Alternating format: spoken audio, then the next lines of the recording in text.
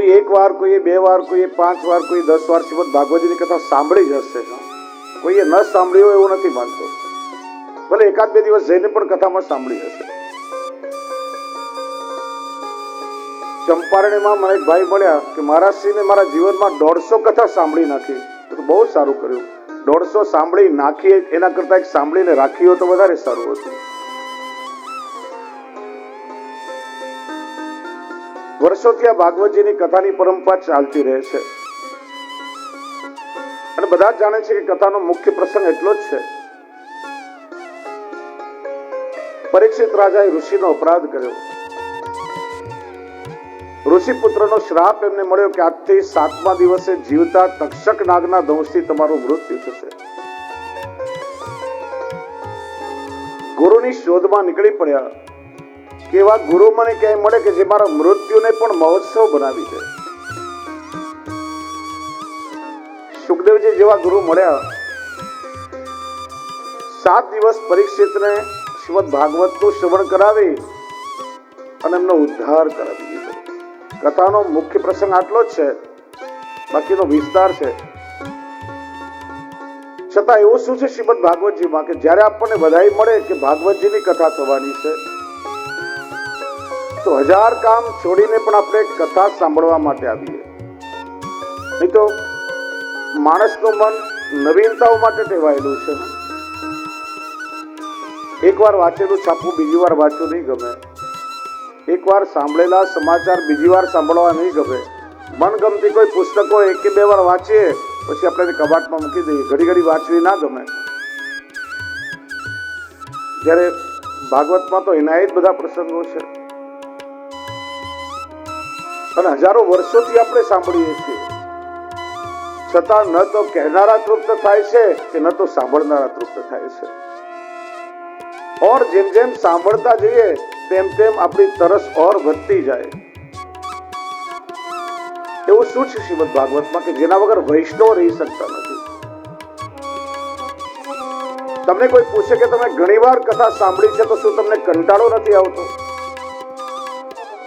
તો કહેશે કે પૂછો પેલી માછલીને, લાખો વર્ષથી પાણીમાં રહે છે તો પાણીથી શું એને કંટાળો નથી આવતો? માછલી કહેશે કે પાણી એ તો મારું જીવન છે અને જે દિવસે હું પાણીથી કંટાળીશ તો મારું મૃત્યુ થશે. એમાં વૈષ્ણવ પણ કહેશે કે ભલે લાખો વર્ષનું આયુષ્ય અમને મળે પણ જેમાં પ્રભુની સેવા અને સત્સંગ ન હોય તો એવું આયુષ્ય મારે નથી જોઈતું.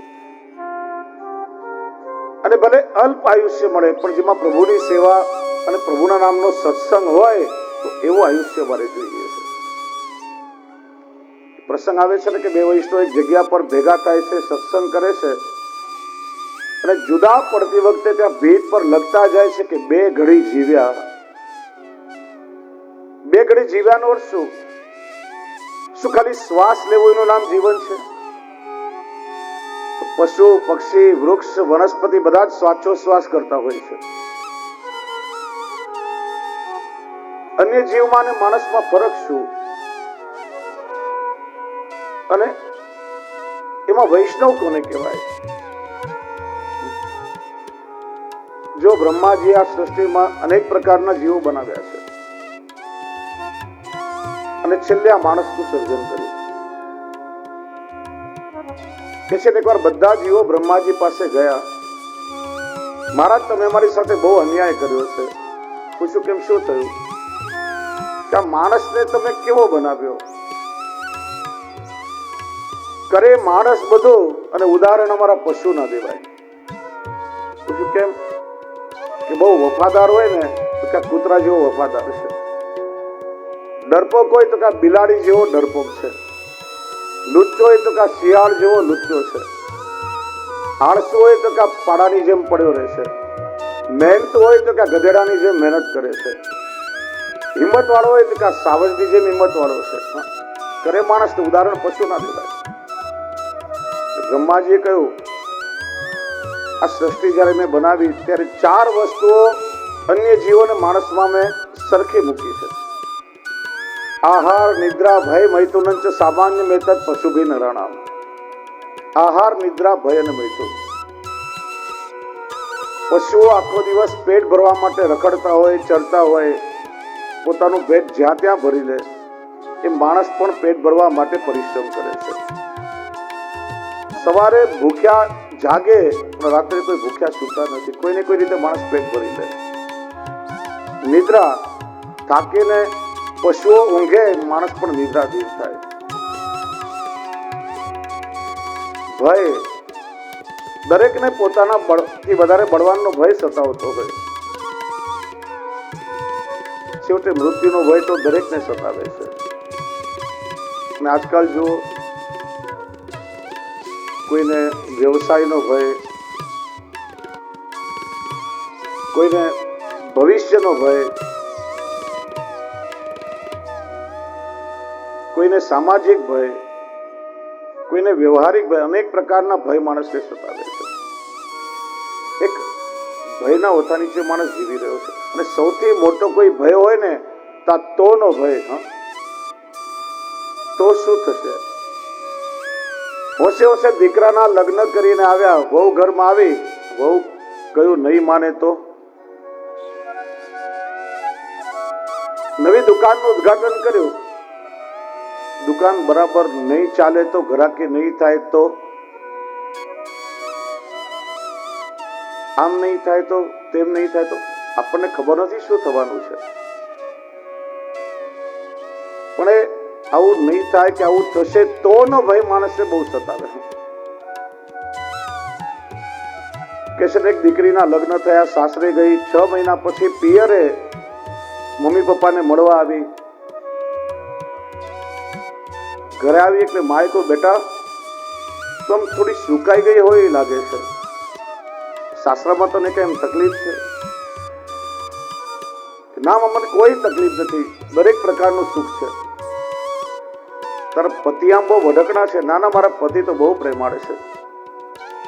સાસુ સસરા આમ કઈ તને મેણા મારે કે એવી કોઈ તકલીફ? મારા સાસુ સસરા તો મા બાપ જેવા મળ્યા છે. તો બેટા તું આમ સુકાઈ કેમ ગઈ? કે માં મને એક વસ્તુનો બહુ જ ડર લાગે.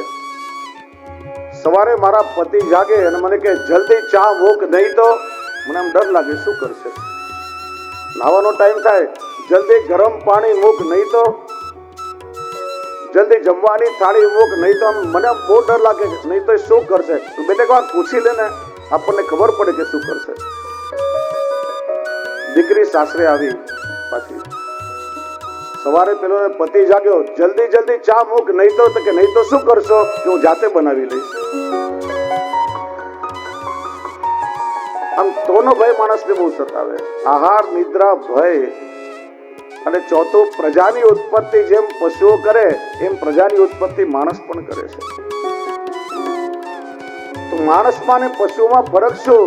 તો કહ્યું ધર્મો હિ એકો અધિકો વિશેષ ધર્મેણ હિના પશુ ભી સમાના. ધર્મ નામનું તત્વ મેં આ માણસને આપ્યું છે, કારણ કે માણસને મેં વધારામાં વિવેક બુદ્ધિ આપી છે. માણસ બુદ્ધિથી વિચારશીલ છે. સાચું શું, ખોટું શું, પાપ શું, પુણ્ય શું, સારું શું, નરસું, આ બધું માણસ વિચારી શકે છે. પશુઓમાં કોઈ એવી વિવેક બુદ્ધિ હોતી નથી. આ માં છે, આ પિતા છે, આ ભાઈ છે, આ બેન છે, આ પત્ની છે, આ દીકરી છે, આ બધો વિવેક ખાલી માણસમાં હોય, અન્ય કોઈ જીવમાં નહીં. અને એટલા માટે માણસ થઈને જે પોતાના ધર્મથી વિમુખ થઈ જાય, જે પોતાના ધર્મથી દૂર થઈ જાય, ધર્મને જે છોડી દે, એમાં ને પશુમાં પછી કોઈ ફરક નથી, કારણ કે બાકીના 4 ગુણો તો સમાન છે. તો વાસ્તવમાં ધર્મ એટલે શું? આપણે કહીએ ને ઘડી ઘડી ધર્મનું જાગરણ કરો, તમારા અંદરના ધર્મને જગાડો. આ ધર્મ એટલે શું? જુદી જુદી વ્યાખ્યાઓ છે. ધારણા ધર્મ ઇત્યાહુ ધર્મો ધારે તે પ્રજા. પ્રત્યેક વ્યક્તિ ધારણ કરે તે ધર્મ. કોઈ કહે છે કે જીવાત્માને પશુમાંથી માનવી બનાવે પરિબળ ધર્મ છે. કોઈ કહે છે કે માનવીનો સર્વ પ્રકારે વિકાસ સાધી આપે તત્વ ધર્મ છે. કોઈ કહે છે જીવાત્માને પરમાત્મા સુધી પહોંચાડનારું પરિબળ ધર્મ છે. પણ ધર્મ શબ્દની સૌથી સરળ વ્યાખ્યા, ધર્મ એટલે આપણું કર્તવ્ય. જે જુદી જુદી અવસ્થાઓમાં આપણે આપણા કર્તવ્યનું પાલન કરવાનું છે, આપણી જવાબદારી નિભાવવાની છે, એ આપણો ધર્મ છે. દેહ ધર્મ, આત્મધર્મ, વર્ણ ધર્મ, આશ્રમ ધર્મ, વિશેષ ધર્મ, આપદ ધર્મ, ભગવત ધર્મ, જુદા જુદાના ભાગ થયા છે. દેહ ધર્મ એટલે માણસનું શરીર મળ્યું. એક માનવી તરીકે આપણે શું કરવું જોઈએ, શું આપણી જવાબદારી છે, આપણો દેહ ધર્મ. બીજું, આ માણસનું શરીર એકમાત્ર સાધન છે કે જેનાથી તમે તમારો આલોક અને પરલોક બંને સુધારી શકો. માણસ સત્કાર્ય કરે અને આ જીવન તો સુધારી શકે, પણ તમારો પરલોક પણ સુધારી શકો, આવતો જન્મ પણ સુધારી શકો. એ ખાલી માણસના શરીરથી શક્ય છે. અને એ માટે કોઈ એક પરંપરાથી દીક્ષિત થઈ આત્મકલ્યાણના માર્ગે આપણા ઈષ્ટની પ્રાપ્તિ માટે આપણે પ્રસ્થાન કરીએ છીએ. આપણો આત્મધર્મ છે. વર્ણ ધર્મ એટલે બ્રાહ્મણ, ક્ષત્રિય, વૈશ્ય, શુદ્ર, જે વર્ણમાં તમે છો. આશ્રમ ધર્મ એટલે બ્રહ્મચર્યાશ્રમ, ગ્રહસ્થાશ્રમ, વાનપ્રસ્થાશ્રમ, સંન્યાસાશ્રમ, જે આશ્રમમાંથી તમે પસાર થઈ રહ્યા છો. જેમ કે તમે ગ્રહસ્થાશ્રમી છો તો મા બાપની સેવા ઘરમાં કરવી, વડીલોનો આદર કરવો, પોતાના પરિવાર કુટુંબનું ભરણ પોષણ કરવું, બાળકોને સારા સંસ્કાર આપવા, અતિથિનો સત્કાર કરવો. સમાજમાં આપણે રહીએ છીએ, સમાજનું આપણા પર કઈ ઋણ છે, સમાજની સેવા કરી એ ઋણને ચૂકવવો. આ બધો આપણો આશ્રમ ધર્મ છે.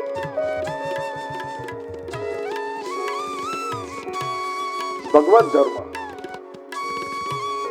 જે પુષ્ટિ માર્ગ વૈષ્ણવનો ધર્મ છે, સૌથી શ્રેષ્ઠ પ્રભુના સુખનો વિચાર. પ્રભુ આપણા સેવ્ય છે, આપણા ઈષ્ટ છે, અને એમના સુખનો વિચાર કરવો એ વૈષ્ણવનો શ્રેષ્ઠ ધર્મ છે. તો ધર્મ એટલે આપણું કર્તવ્ય, શું કરવું અને શું ના કરવું જોઈએ, આટલી સમજ જો આપણામાં આવી જાય તો કહેવાય કે આ માણસ ધાર્મિક છે. અને મોટે ભાગે બધાને ખબર જ હોય છે કે આપણે શું કરવું જોઈએ અને શું ના કરવું જોઈએ. નાનકડા બાળકને પૂછો તો પણ એ તમને કહેશે.